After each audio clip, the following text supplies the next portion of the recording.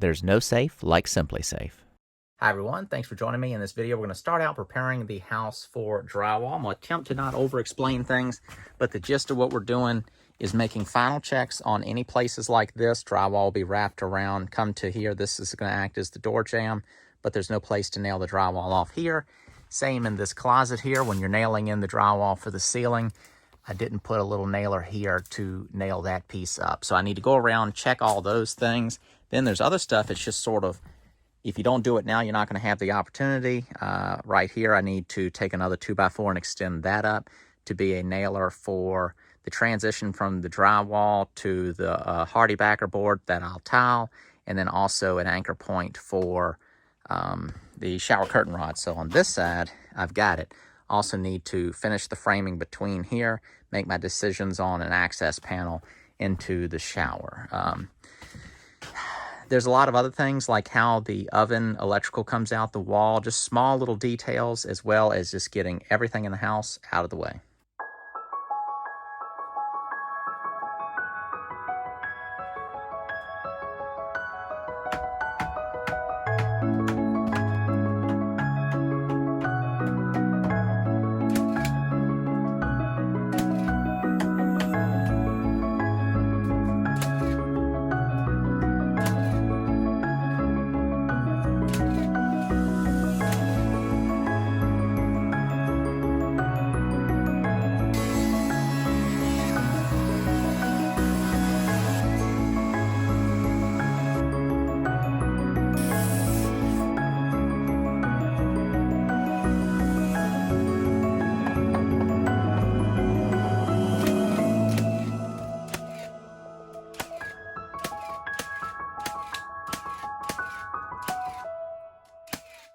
Here's one of these weird spots you get in houses like this, so you can see the top plate of that wall.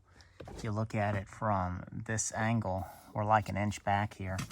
So from here to here is 42 inches, and we're out an inch here, and we're 0 over here. So I need to cut a tapered piece to fit in right there. This falls into breaking table saw rules, so you can do this with a circular saw as well. On smaller saws, I don't find it to be as dangerous as if you were trying to cut something without the fence on, like a larger cabinet type saw. So I'm willing to do it myself. So I've just got my taper drawn out on this board here and gonna cut it out. If you cut it off of a larger board, there's more to hold on to as well.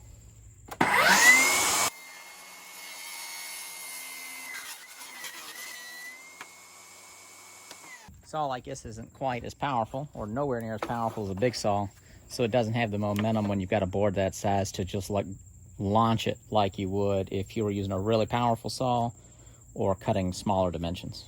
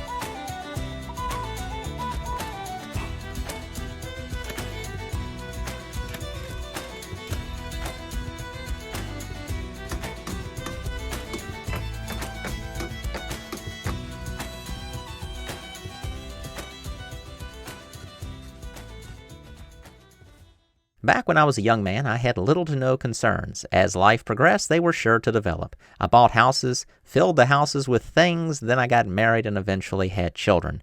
Life was no longer only about me. Since I could not be at home defending my castle every second of the day, I developed an interest in home security systems. Upon mentioning this to a good friend, he told me that he had a Simply Safe system, which I looked into and shortly after teamed up with Simply Safe. For less than $1 a day, you get 24/7 protection by live Simply Safe professional agents that will dispatch police, firefighters, and EMS in an emergency. You get this level of protection without having to enter into any long-term contracts allowing you to start and stop anytime. All this can be had for less than half the price of traditional home security brands. The equipment is intuitive to install, and the system's functions are enhanced by the SimpliSafe app. After placing your order on SimpliSafe.com, your order will be promptly shipped to your door. Installation could not be simpler, requiring little to no tools and only taking around 30 minutes to install. By going wireless and designing a user-friendly product, SimpliSafe has made something possible that many would have not thought could be done. They made professional-level home security possible without having to invite a professional installer into your home. No appointments, drilling holes, and messy installs. With all that I have to do, both work and play, I didn't have much time to dedicate to a home security system. With SimpliSafe, the website made it simple to order a system, and their excellent products made it easy to install and gave me the confidence of knowing exactly how the system functions. Save 20% on your SimpliSafe security system when you sign up for an interactive monitoring plan and get your first month free. Visit SimpliSafe.com/HomemadeHome to learn more. I was going to leave this lap siding, but I think to get everything cleaned up, I'm going to knock it out and just have that drywall too. Just not have any kind of nasty surfaces like this left over that I have to deal with the painting, and then just be a problem later on anyway.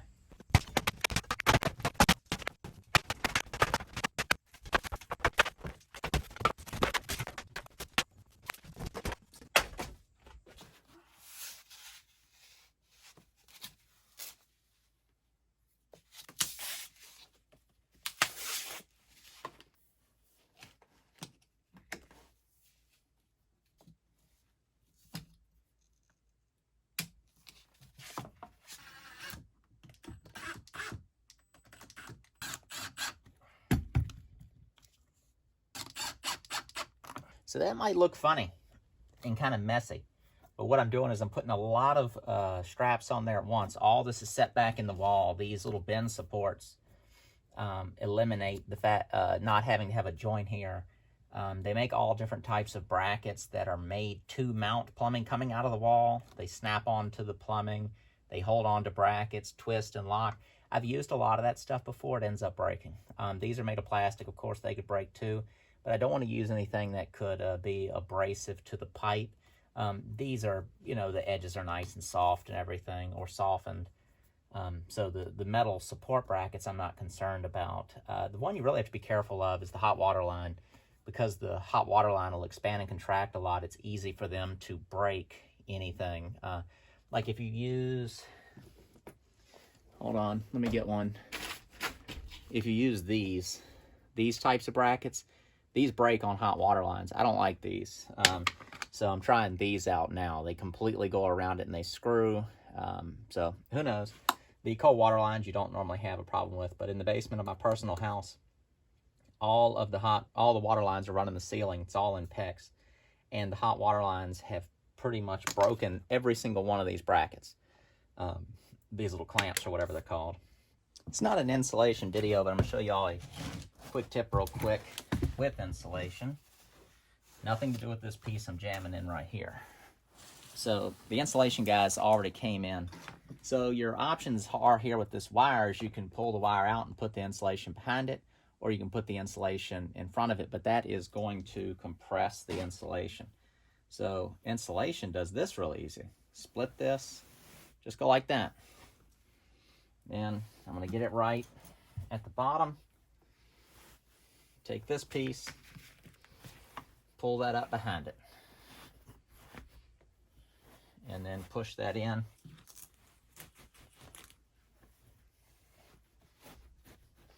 And now you're insulated around that wire without over compressing it.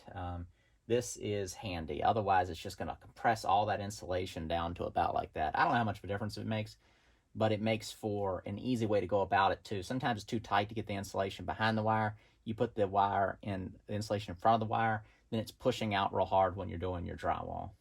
All right, cats, I slipped upstairs and took care of the bathroom vanity. So this was the same thing. I don't know why I did it, but I kind of flipped the cold and hot water lines right here. I really should have done it to the other side, since it doesn't really matter. I was kind of thinking about doing a double basin vanity anyway, so basically I'd have a T on here and you can just tee off and go whichever direction you want, and then stubbed out for the toilet. And I don't know if I mentioned it, but I completely forgot to even plumb that in in the kitchen bathroom. But that doesn't matter. After I get the floor in, I'll just pop a hole probably through the floor behind the toilet downstairs. So instead of coming out the wall, I'm going to go down. I can't go through the wall in that situation. So the drywall, there'll be a hole cut in the drywall. Drywall goes on, is mounted. Then this will get cut, and then the valve for the toilet will get connected later. So that's what you need. About 6 inches out the wall gives you what you need. And as far as how I did these, you know, just a strap, same as downstairs.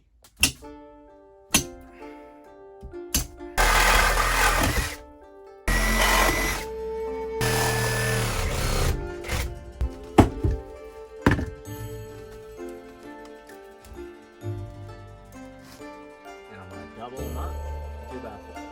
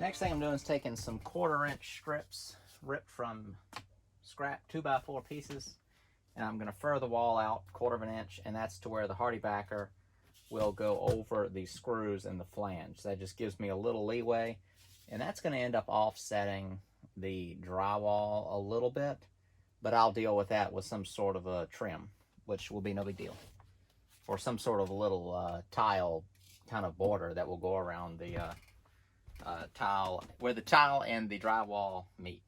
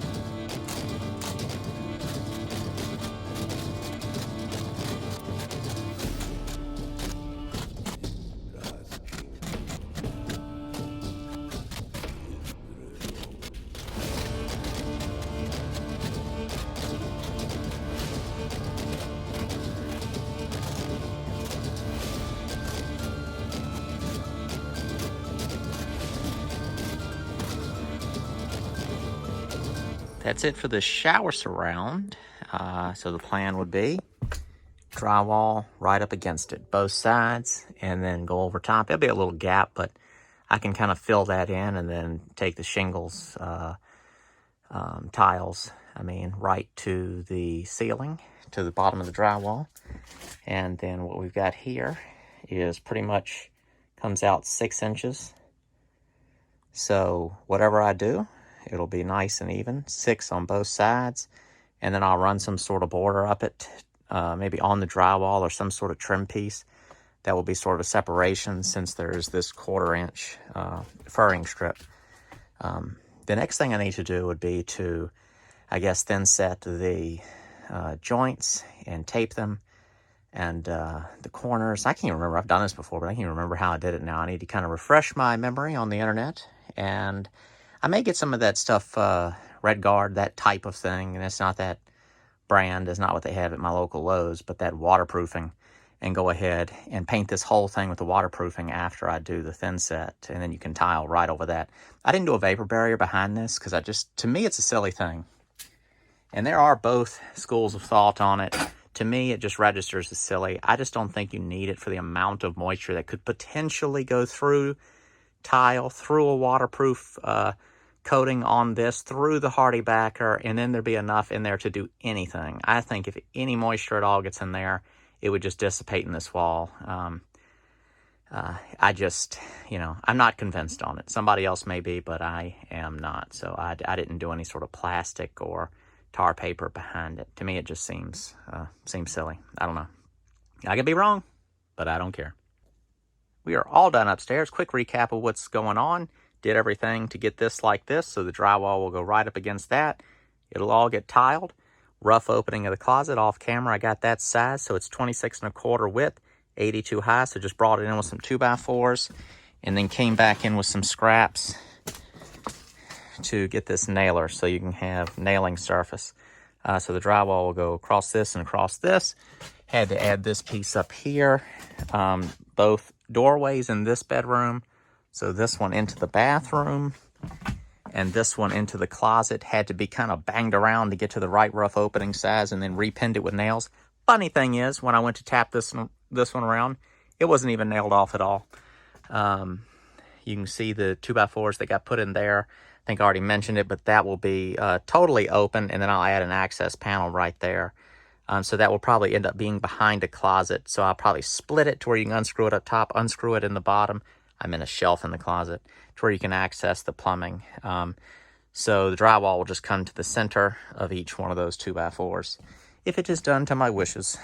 I think that was everything in there. And the only other thing to mention is this. I didn't have to do anything to it, but I'm going to do a bifold door right here. So there's a 2x4 right here. So this will get just drywalled around, and then this will get flush, and then the bifold door will hinge off of here. So it'll hinge and it kind of, bifolds in half. So it'll come out to about the window. And this gives it enough clearance for the trim to where it'll pretty much come flat against the trim. Didn't want to go a normal door here because it could swing and hit the window. It's just taking up too much room. Just simpler in this particular case to go this route. I'm a little scared of bifold doors because they can get ripped up. So that's why I went for the 24-inch regular door here. That'll be hinging this way. The door into this room will hinge into the bedroom against that wall. That door over there will hinge into the bedroom against that other wall. So I think that's all there is to say. Did have to do some adjustments to this door. And this door will hinge against this wall. I'll go ahead and ask y'all a question. You can give me your input. Thinking about the floor in here, I could tile the whole thing. Thinking that might be overkill for right now. I wanted to go ahead and get the tiling done in here. I didn't want to go a different route because I can do that. That'll be a long-term solution. Look nice, be tough, not easily damaged. I think I'm probably going to go vinyl plank flooring in the bathroom. I probably should just vinyl plank floor the whole house, but I'll at least do that in the bathroom. I could do that in the bedrooms or go carpet. But the other thing I could do is put down the 1/4-inch hardibacker and then just tile the bathroom and kind of get that over with. But if I do vinyl plank flooring can come up easy, and I could do that anytime in the future. For example, if I was going to sell the house and I thought that was going to get me somewhere, I could go ahead and do it at that time. So the bathroom, again, just for y'all to know, sorry about the talking. I know I got fussed at in the last video, but the vanity here, toilet here, this will all be drywalled around the windows. That'll get trimmed around. And then the transition into tile will be, of course, right there. This will get drywalled. This be a good spot for like a hamper to sit in this little corner. And then this closet acts as whatever somebody wants it to be. A linen closet, medicine closet, whatever the case. There will be no medicine cabinets above the sink because of the complicated framing. So I'll probably just do a big mirror on the wall. That's it.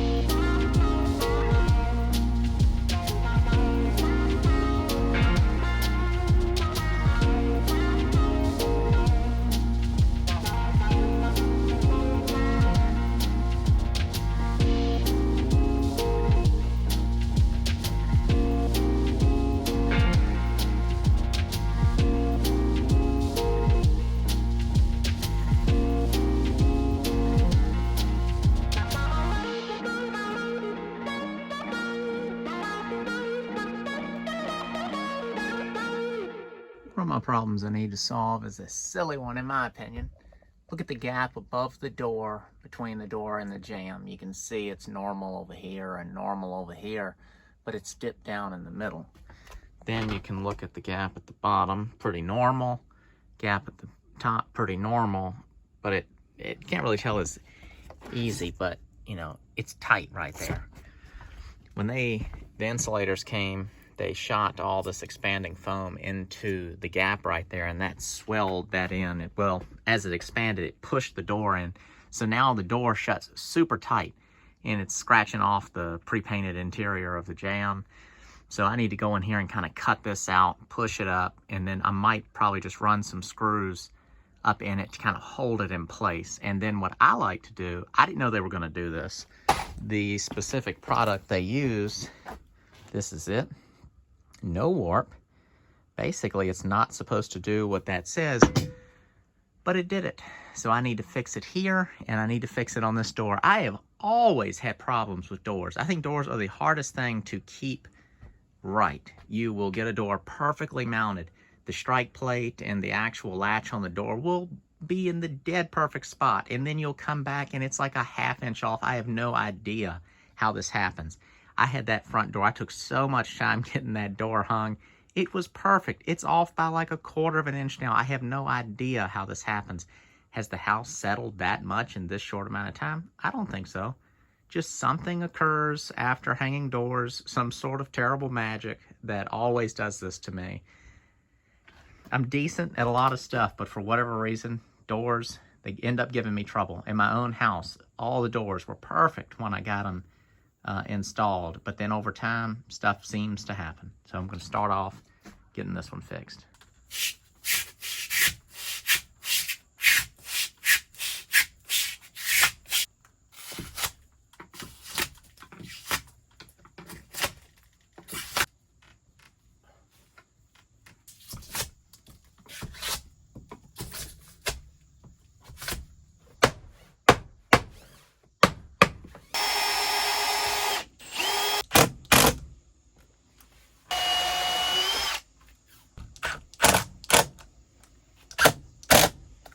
Yeah, sighting down, I can see where it's popped out just a little bit.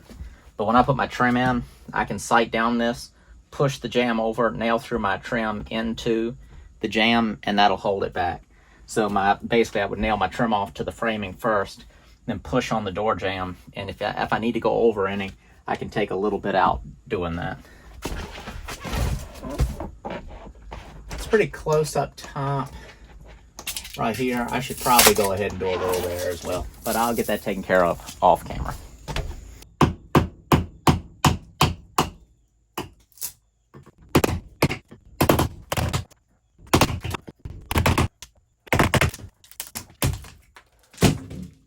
All cleaned up, all ready for drywall. We'll take a quick look through the house. It says living room and the dining room. This is the kitchen, bathroom, and then the porch with the tasks we completed, being, masking off all the windows. I don't know if I showed that at all. I don't think I did. Shimming things out, furring things out, going around pulling different screws and nails out. Hopefully they'll pull those if they find any. Stapling off, strapping plumbing on where it wasn't plumbed. One thing I did find was one of these that wasn't nailed on all the way. Probably should breeze through and check all those real quick. Tucking in wires into work boxes, and I don't know, everything else you saw me do. But it's looking pretty good. I think we've got a few more pieces of... Need to come up here and finish picking up this scraps and trash and stuff. Just have all this just out of the way to make their job easier. Shower surround, ready to go. Drywall pretty much, to the edge of this window, then I'll trim it. Bedroom. The further I get into this house, the more I actually like it. I hate working on it at this point, but the house itself, I'm liking it more and more. You think about like the bedrooms, each one's going to have the sloped ceilings. They're decent sized bedrooms. They're not big, but they're not tiny. A little smaller than it looks probably on camera because it's a real wide angle right now. But yeah, not bad. So I think that's going to be it for this video.